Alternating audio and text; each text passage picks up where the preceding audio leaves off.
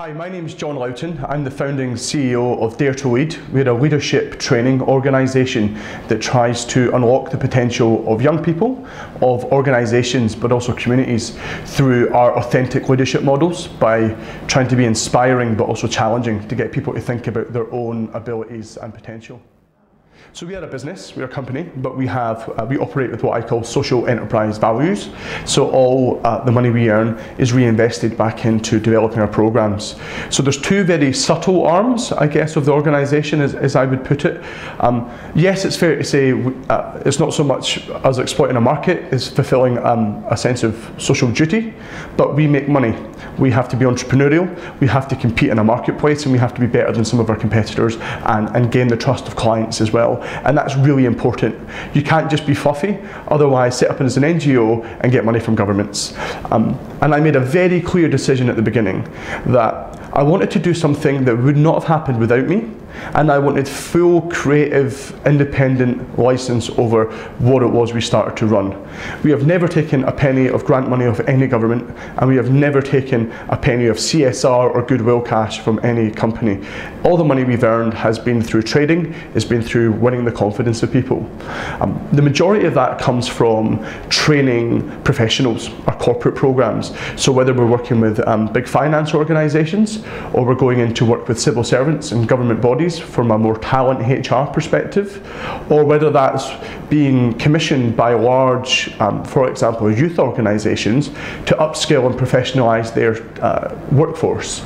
We earn our finances that way.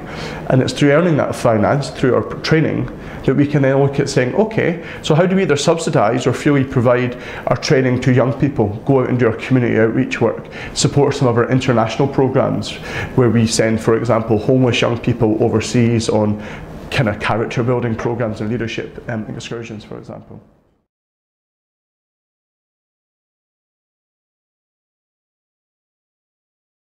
The kernel of the idea was around running really inspiring training programs that helps people realise their own potential.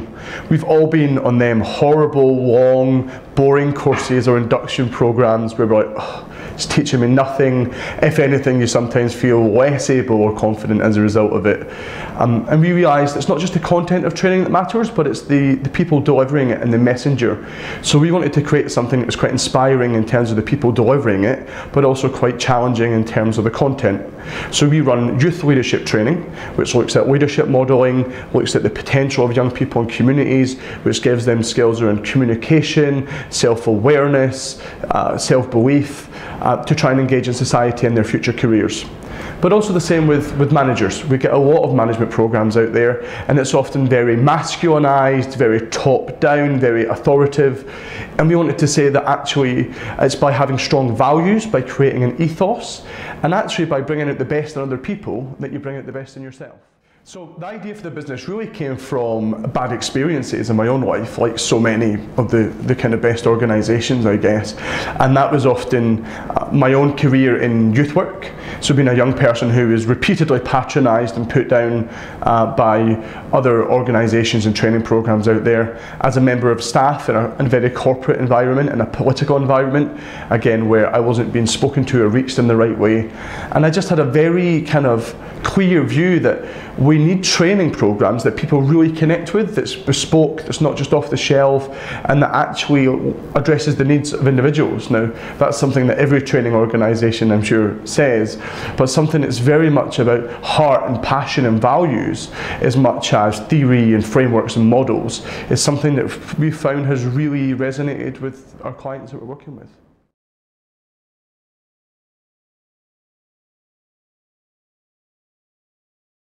So I guess what motivated me to start the business outside of the idea was actually my own personal life journey.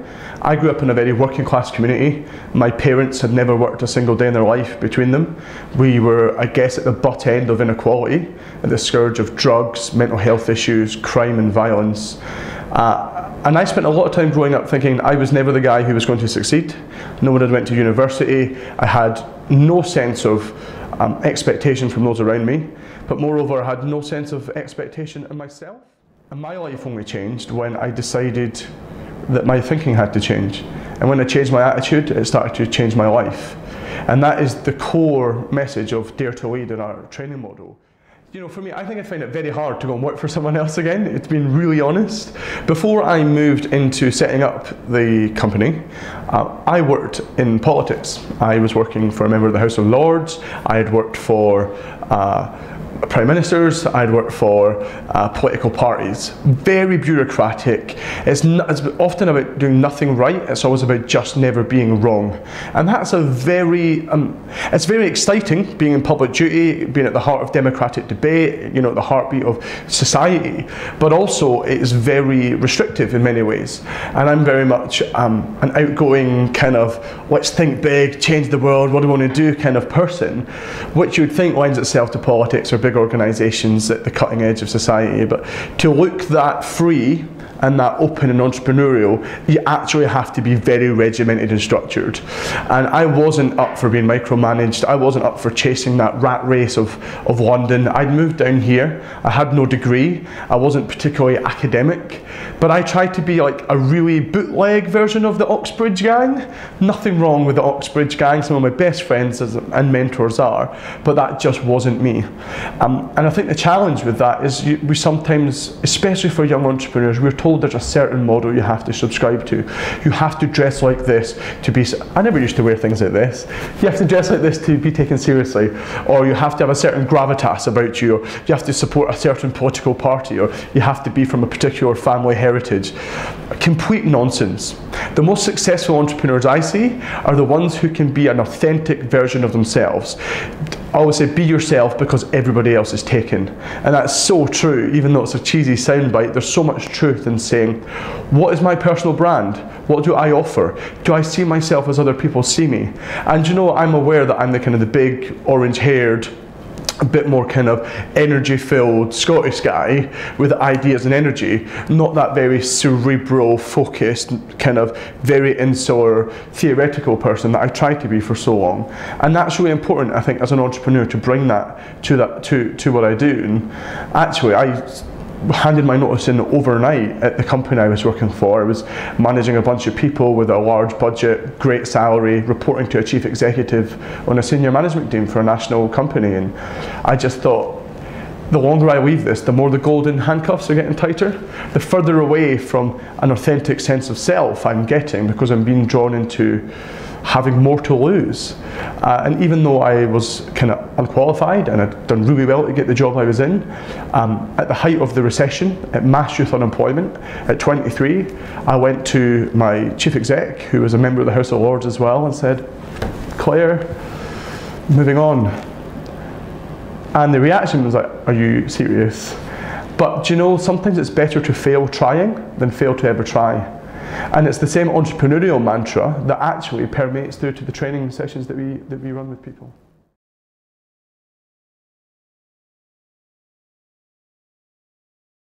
So getting started for me is a really interesting story. I guess everyone may say that. However, I probably also did it completely the wrong way in so many respects. The first thing I always say is just do it. It's very important to plan and be measured and prepared. Most people, in my view, do it too much, and I see more examples of people talking their way out of doing stuff than actually going on and being successful. And for me, that's such a cardinal crime. I would say don't overplan, don't focus on micro-budgeting too much, give yourself space for success, give yourself a bit of leeway. So I'd handed in my notice. I don't have a family background that can support me financially. I wasn't being particularly financially prudent at that time in my career. And actually I had -1,000 in my bank. And I literally had 2 months to make myself money to pay the extortionate rents and living requirements of London. Otherwise I was on the next train, or cycling if I didn't have the money, back to Scotland. And that was it. And I was kind of, but you know what, sometimes you have to take that risk. You have to be willing to go for that. So I actually wrote my business model on an aeroplane back from Australia. I went to a big event and I was really passionate, and I'm very like do it now kind of person. So I had that moment where I thought, I need to do this. And so I started like writing away, and my passion was young people.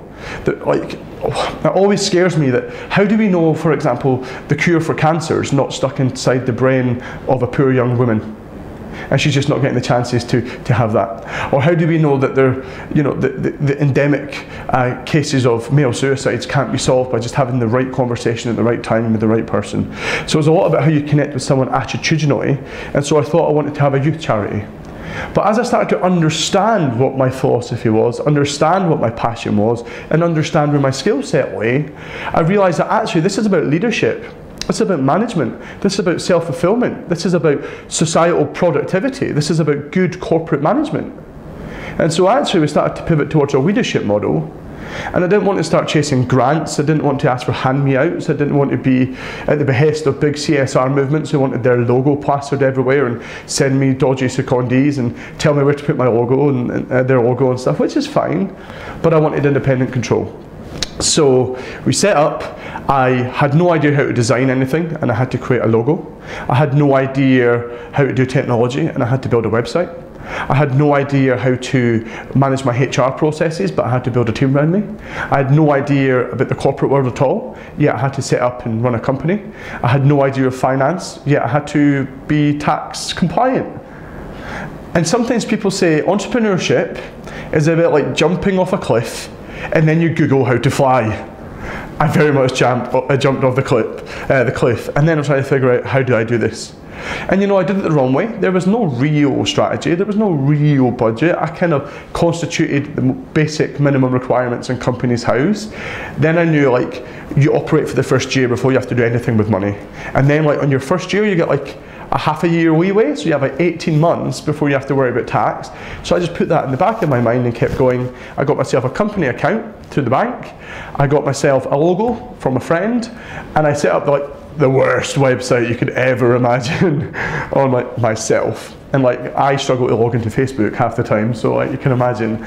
And then I realized, okay, I have a vision, a presence. I'm like, I'm in the ether of the world. Is that changing anything? Not really. And I think this is where sometimes we get lost. Your business is only as good as you are at the beginning. And actually I realized my credibility is not coming from a corporate credibility, but from a personal credibility.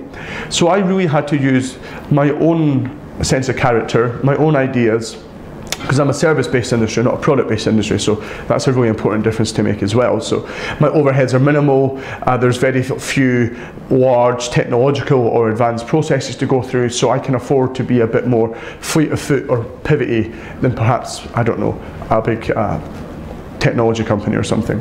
And so just use my existing contacts and started to slowly grow that way. Word of mouth, getting to know people, proving my worth, I was only as good as my last training program, things like that. So that's how we slowly started to grow.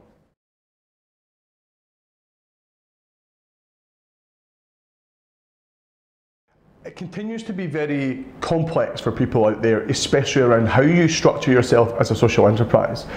One answer is there's no such thing as a formal social enterprise structure in terms of a la company's house. So it is quite confusing. And then you see, oh, there's cooperatives, can you be a charity? But then you have the whole issues with the Charity Commission, which for some people is the right thing. For me, it wasn't. Do you set up as a CIC, so a community interest company, which is probably quite a good model and increasingly popular model, I think, in the sector. I set up, as it happened, as a company. So I'm set up as shareholder, director, all the other words that I pretended to understand that I was being at the time, and thought, keep it really simple. So like, I probably did it not in the smartest way at the beginning. So there's these kind of business made easy, 30 quid, and all of a sudden you're a company with a kind of model constitution and all the rest of it. I did that.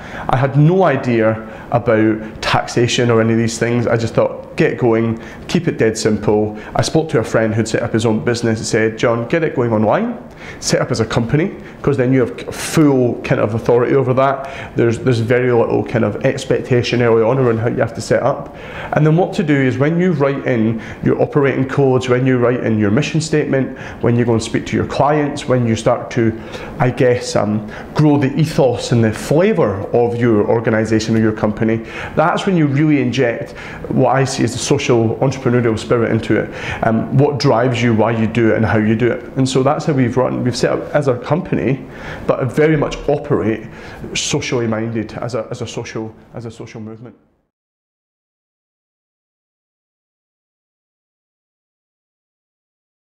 So, investment, we think of money.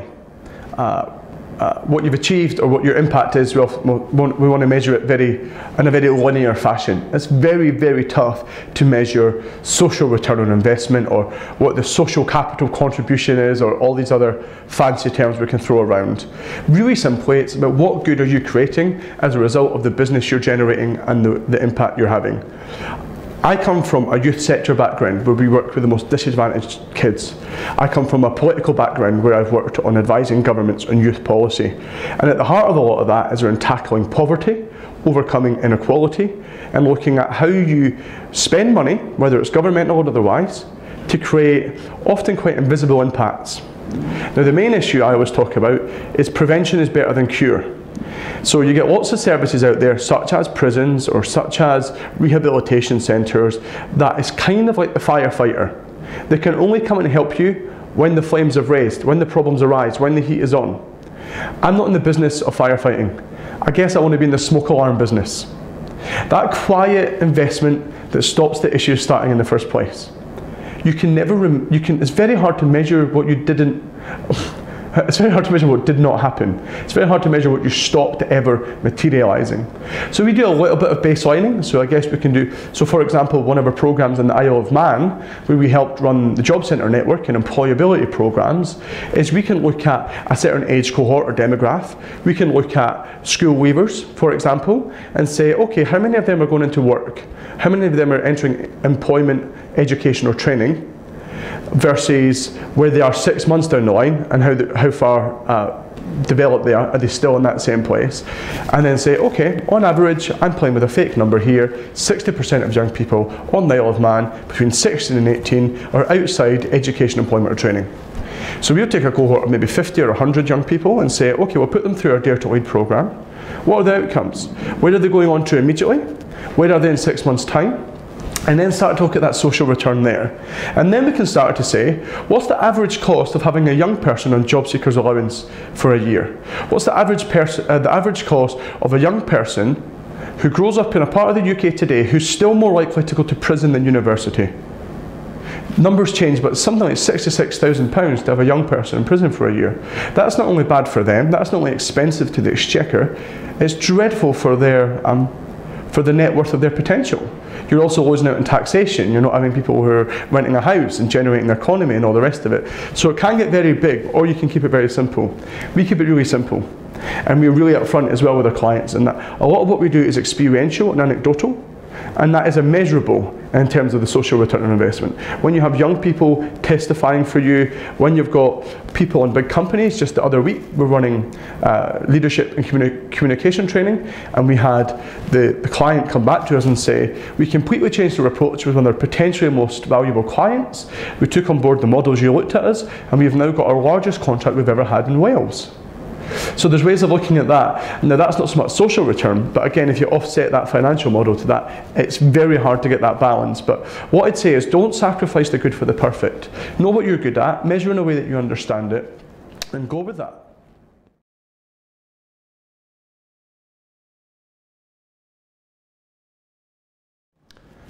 Partnerships is the heartbeat of entrepreneurship. There's a phrase that it takes an entire village to raise a single child. Well, it takes a whole team of people to make one business successful. Okay, I'm John, I'm the face or the figurehead of my business. Zuckerberg's the face of his, Steve Jobs is the face of his. There's lots of examples. Karen Brady, very much the face of hers. There's all these examples of kind of the leadership of the individual at the top of the tree, the figurehead, the salesperson.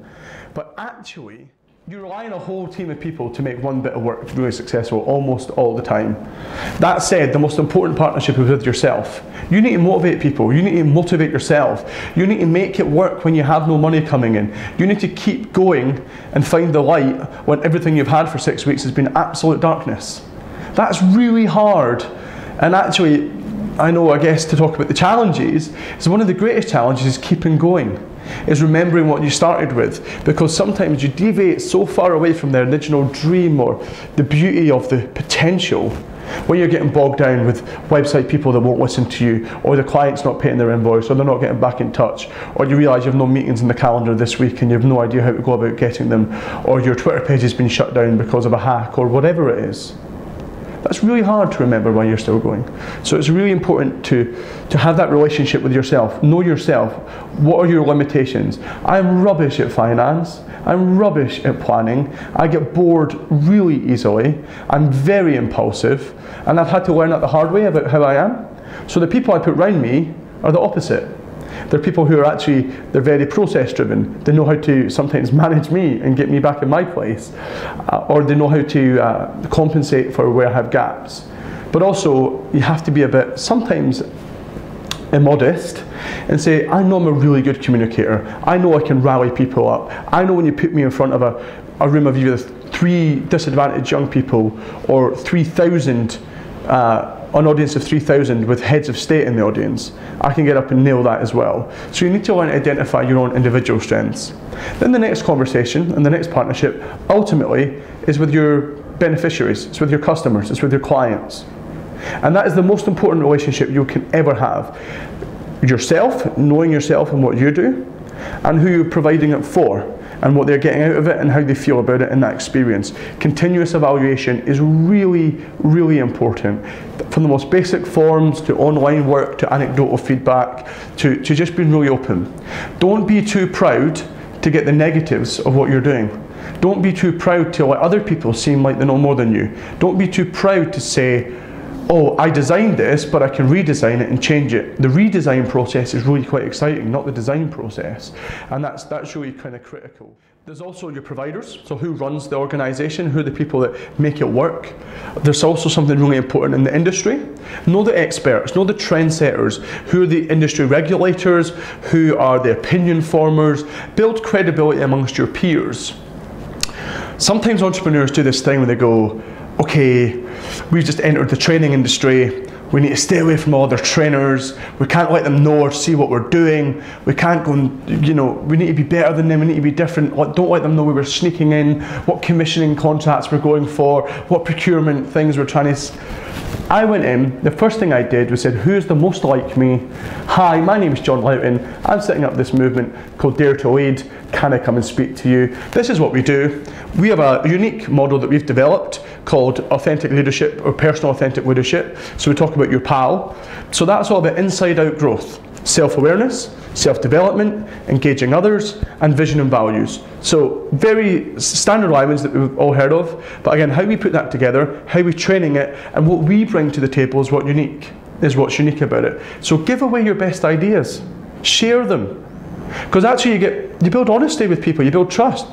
Okay, if it's something that's very replicable, so like, I don't know, if someone came and said to me, oh, there's all the coding for the new app that we haven't launched yet, but we know that they've got lots of interest in it, that might be a bit different. But actually, it's not the app that's going to sell that for them, it's their tenacity to foster them partnerships into clients, into money, into a long-term movement. That's something that I can't do blind. And I know no matter what, whoever's got my ideas or my content or my training handbooks or my presentations or whatever, they can't get up and tell my story. They can't be me. They can't get up and be my trainers or my staff team. That's what adds the value. Often it's you. You're the extra ingredient as an entrepreneur. Unlike a corporation where people come and go all the time, you have that churn of people who've just left university, whatever. They're kind of a pawn in the game. You're very much the key chess piece, and that's really, really important. So surround yourself with other people. Go and speak to your biggest competitors. Understand them. It's immeasurably useful sometimes what happens. And actually, although we were fresh into the market, some of our money's been made from our greatest competitors who wanted to bring us in to work with them. Or they've come and said, you know what, we can't manage this capacity-wise. Could you co-deliver? So what should have been a competitor has become an absolutely complementary practice.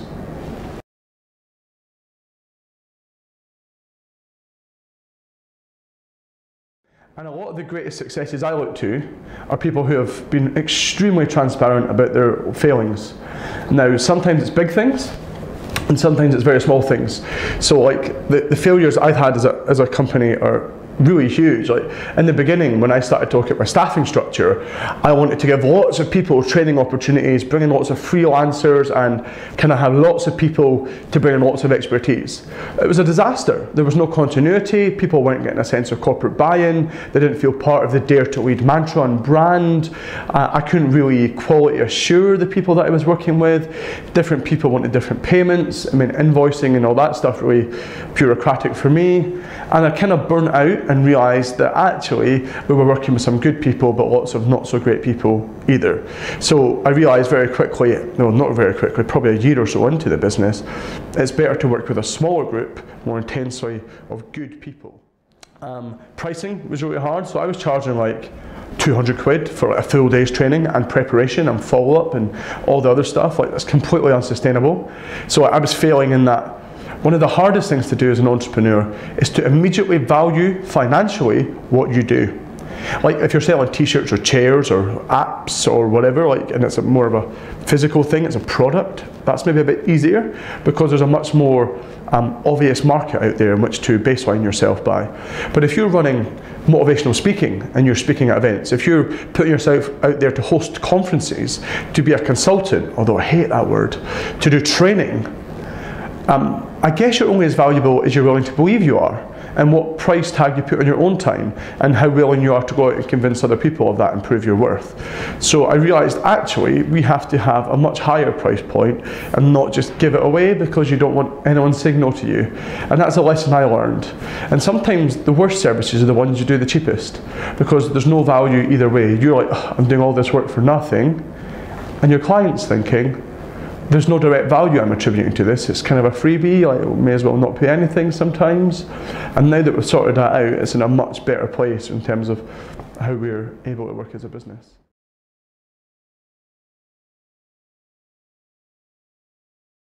I guess there's been no strategy.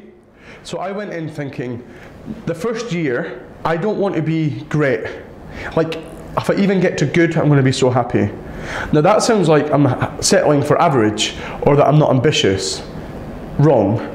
I just wanted to create the maximum space so that I could move around in, learn, explore, prove myself, build up a basic library of experience, and say that I've done a good job to then build excellence on top of that. And I think sometimes people try and jump in head first, and that's not always the smartest way of doing it. You want the flashy cars, you want to like work with the big companies, you want the huge contracts. That cripples people. And I think for me, I had a very modest interpretation of growth, and actually didn't have any targets, which sometimes goes against what I actually promote. I always say if you don't have goals in life, how do you know when you've scored? However, there's also something about saying if you don't give yourself too much pressure, actually you start to really learn, you really feel and see your organisation. And something I always hear about is building great partnerships, and the most important partnership you can build is with yourself and your own business. So I gave myself a bit of incubation space to get to know myself and my own business. That's not what happened though. We ended up being very successful very quickly, working with some of the leading organisations in the country in our sector, some of the biggest youth charities, some of the most well-known brands in financial services, and word of mouth spread. They say that quality and authenticity and excellence is magnetic, and that's kind of what happened. So we were growing through demand, we weren't demanding to grow, which is a very luxurious problem to have. But also knowing when to say no to certain projects was very critical as well. So we started off really small. We were like in like tiny little communities in the middle of England, like doing school-based stuff, like with 20, 30 kids, and that's all I'd do for 2-3 weeks. Then, like before I knew it, we were speaking in front of conferences of thousands of people in far-flung parts of the world, from Connecticut, USA to Sri Lanka, speaking about what we do, delivering leadership training, working with the highest echelons of organisations and companies and governments, and that was really kind of overnight. That was by complete demand, not design. But we still want to stay small. Like I have no hunger to be the biggest organisation in the world. I have no hunger as such to, we will make money and we will stay in profit, and we stayed in profit from the first month. And we've never deviated from that, and I think that's sometimes unique as well. what is the phrase that someone once said to me? They say, it's turnover is vanity, but margin is sanity. And my bit of advice is don't try and say, oh yes, we've got a £300,000 turnover in our first 2 years. Do you know what? Yes, but if it cost you 400 grand, you're fooling yourself, you're not identifying the problems, you're denying failure, you're not giving yourself space to learn, and your ego is going to crumble your business. Whereas I was really clear, okay, turnover's not the biggest in the world, and it never will be, but our margins at 70–80%, or we've got this client that's going to lead into this next year, or 60% of what we're doing is repeat business. So there's smart ways, rather than just ways that look good, to start to really have a health check for your business and how you operate. And we've grown both in terms of scale, but also in terms of quality, maturity, reputation. So don't just measure in terms of finance. Our social return on investment is something that's really important to us as well.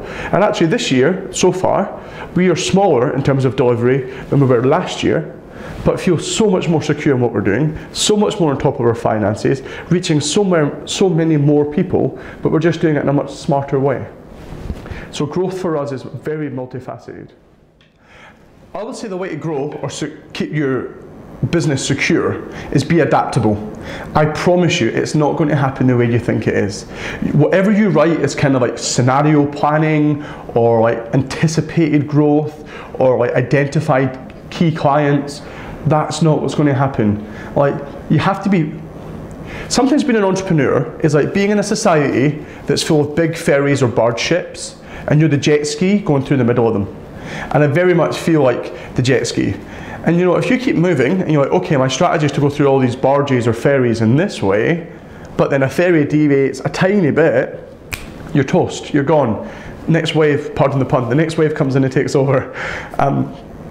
But if you can say, okay, I'm just going to go wherever the water's clear, wherever the opportunities arise, wherever the sun is setting, then actually what you're doing is being very agile, very responsive. And that's key to growth. You have to go where the opportunity is. You have to follow the wave, but you also have to take risks and be bold. But I'd say also, as you do that, keep your costs low. Don't try and buy a big sexy office in the first 6 months. Like, don't expect that you're going to go and like live in a mansion and be like Mark Zuckerberg, and like, don't expect that you're going to, don't go to all these champagne dinners that, I'm running the company now, this one's on me. Say no, you can't do that. Because people think, oh, you've got lots of money because you're an entrepreneur. Well, that happens, but that's stage 2, that's success 2. That's when the successes happen, not when you're making it. Actually, sometimes you don't have money because you're an entrepreneur, or because you're investing that. Now, I've been I've been extremely fortunate in that I have run a company by design to have my overheads very, very low. We're selling the expertise of people. We're selling a message. We're selling an idea. We're selling theory. We're selling intellectual property, I guess. So there's no huge overheads for that. There's bits and bobs, there's staffing structures, there's transportation, there's a basic office space when and if we need it, which has come and gone actually. At the minute we have no physical office, but there's times where we've had an office with 15 people sitting around desks. It really varies. So give yourself a chance to pivot and learn from that as well. And don't be addicted to growth just on size and scale. How else are you growing? Who are you speaking to? How are you learning? How well do you know your customer? Grow your awareness of people. I think that's really important as well.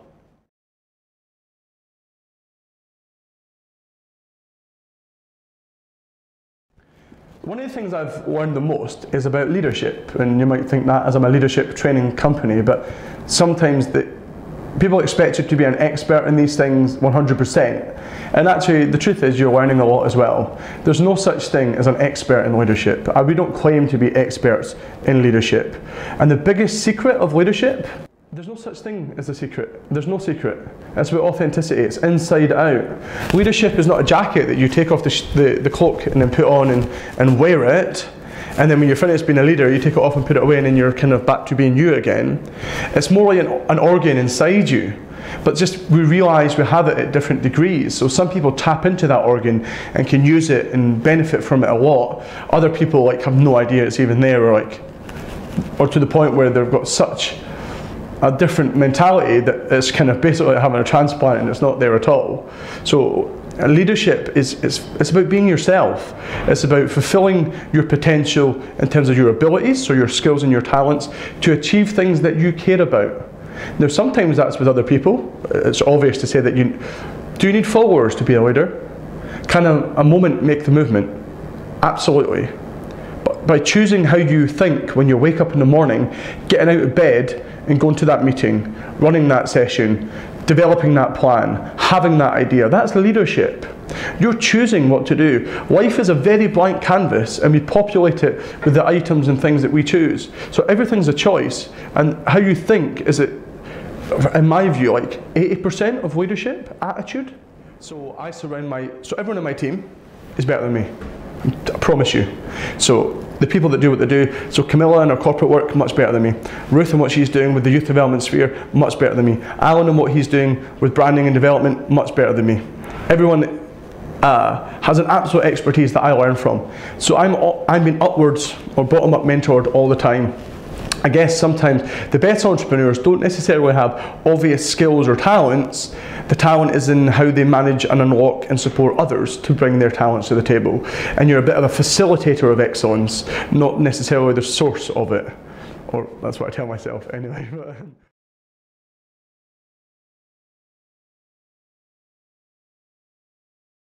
So I went in very blind to it. I did it, I say the wrong way, but it's worked really well, is that sometimes we plan stuff so much we never actually get around to doing it. Don't over-plan it.